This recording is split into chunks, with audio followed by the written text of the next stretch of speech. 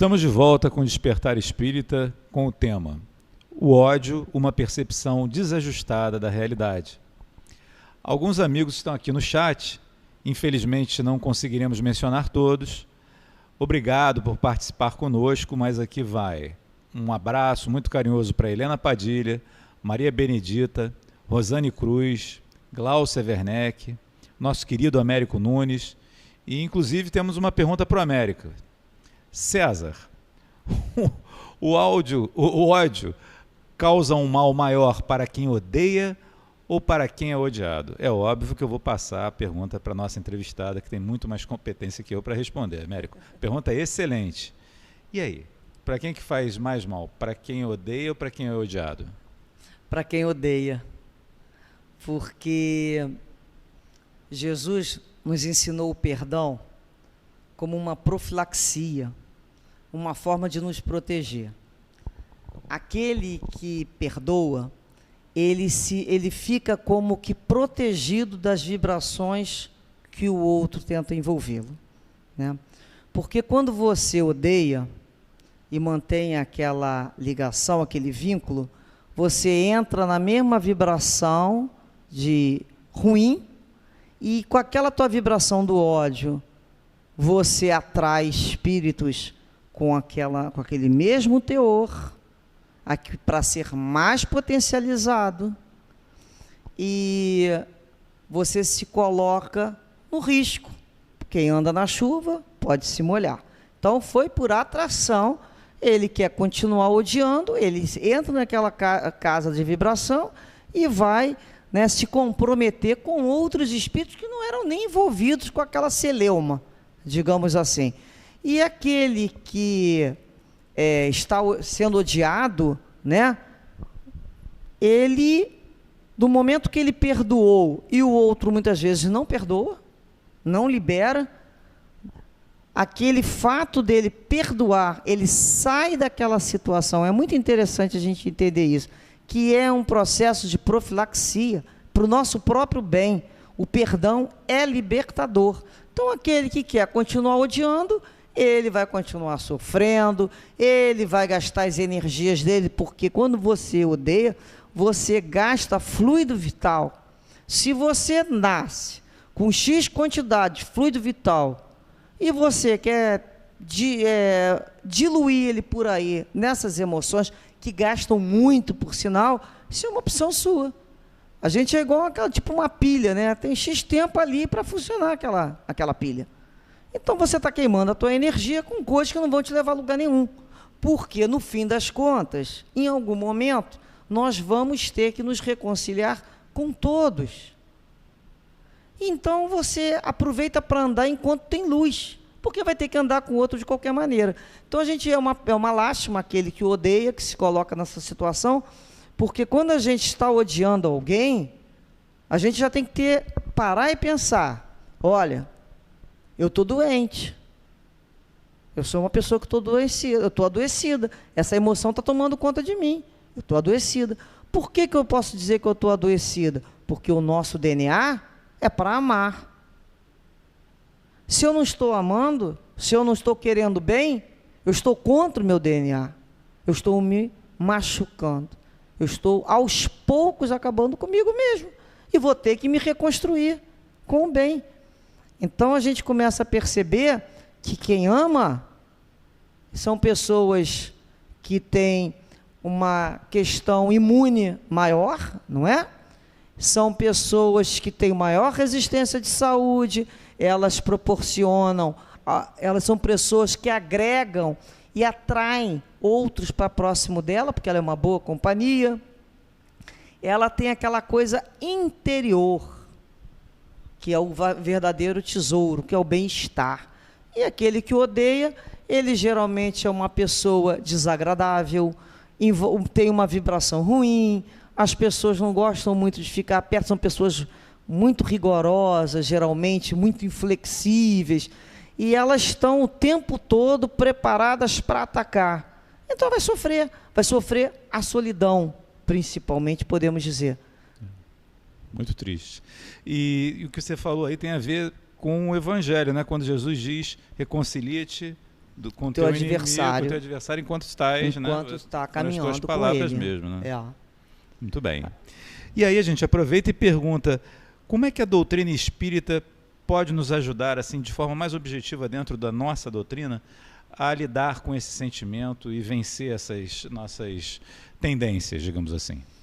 Olha, a doutrina espírita é uma dádiva realmente para todos nós nessa encarnação, porque ela nos coloca dizendo o seguinte, que ninguém vai vir nos salvar, né? Com a doutrina espírita nós aprendemos a nos transformar.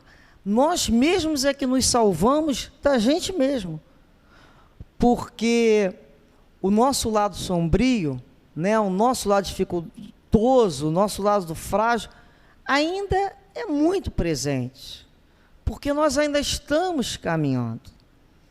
Então, há pouco tempo vimos a luz, há pouco tempo começamos a nos importar em evoluir, em progredir, não mais, como a doutrina fala, sendo empurrado pela lei. Não, já queremos modificar através do estudo, através da meditação e da autoavaliação. Então, a doutrina espírita nos fala sobre autoconhecimento, que está lá, né, em Delfos, aquela grande frase, conhece-te a ti mesmo. Então, é quando a gente para de colocar coisa embaixo do nosso tapete emocional, da nossa alma, e vai levando do jeito que está, porque não vai levar, e a gente passa a resolver fazer uma limpeza, a olhar, muitas vezes, a nossa casa interna e descobrir que ela estava abandonada. A gente, às vezes, vai para fora e começa a olhar para fora, porque lá dentro está tudo desorganizado. Mas não vai ter jeito, porque você não tem como fugir de você mesmo durante muito tempo. Em algum momento você vai ter que aprender a conviver contigo.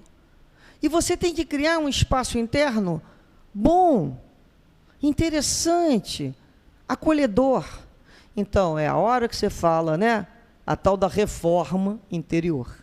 Então, não tem jeito, tem que limpar, tem que botar a cadeira para o alto, que nem a gente faz uma limpeza numa casa. Às vezes não é agradável, mas é necessário. Tem que passar, né, por essa limpeza, olhando o futuro. Por isso a importância da vida futura, compreender a vida futura, ter essa noção de vida futura, saber que lá na frente vai valer a pena. Então, nesse momento, eu começo a rever os meus machucados emocionais, dar nome às emoções e falar assim, o que é isso que eu estou sentindo? O que é isso que eu estou sentindo? É raiva? É raiva. Eu sou humana, eu sinto raiva, mas peraí. Então tá, por que eu estou sentindo raiva? Ah, porque ele, não, ele não. Eu. Aonde foi que eu permiti essa emoção crescer dentro de mim? Então a doutrina espírita me diz isso, para eu me conhecer, me reconhecer como criatura e perceber o que eu preciso fazer para mudar. Então eu tenho possibilidade de modificar, de fazer a opção, olha, eu estou deixando de ter esse comportamento ruim, não é porque eu tenho medo do outro, do olhar do outro, ou tenho medo de ir para o inferno, porque eu sei que o inferno não existe, não é nada disso, foi uma decisão minha, eu decidi crescer, eu decidi aceitar um processo de crescimento, com todas as dores, porque o crescimento é como um parto, e o parto dói. Então a gente começa a aprender a se parir a todo dia.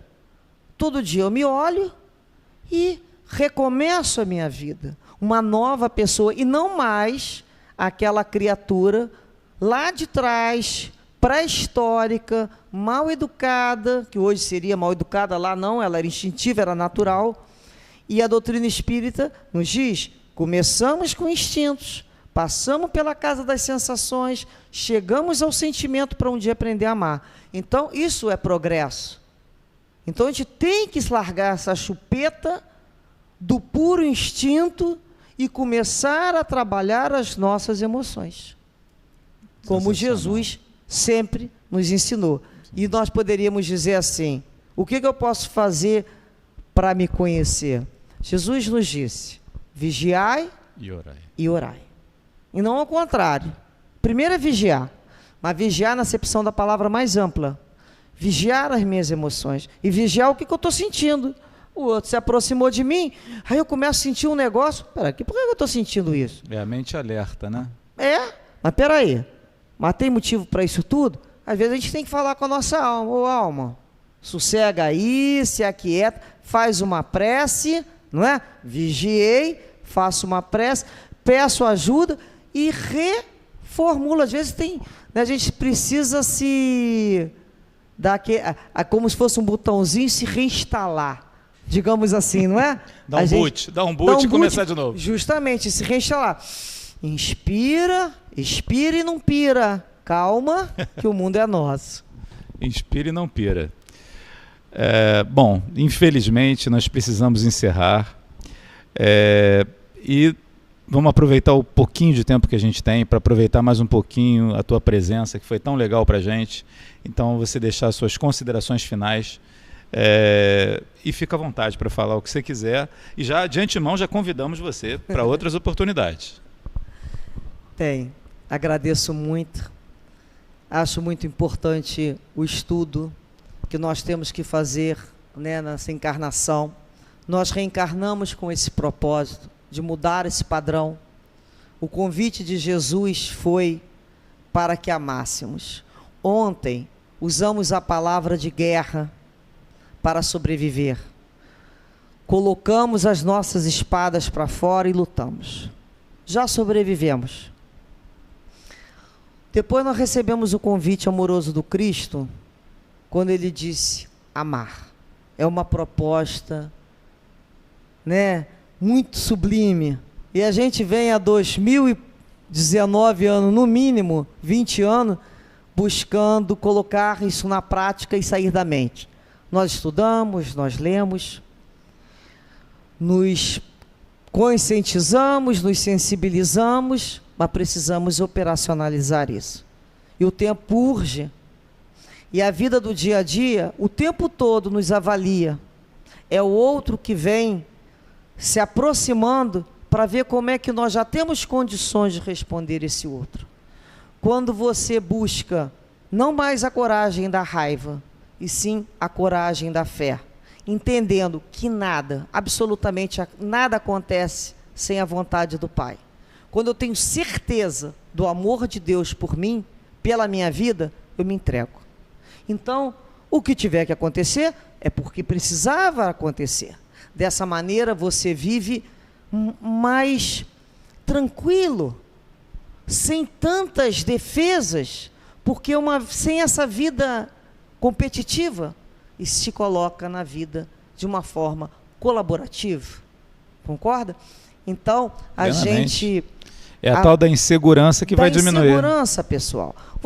Você perde um pouco da tua pretensão. Que pretensão é essa?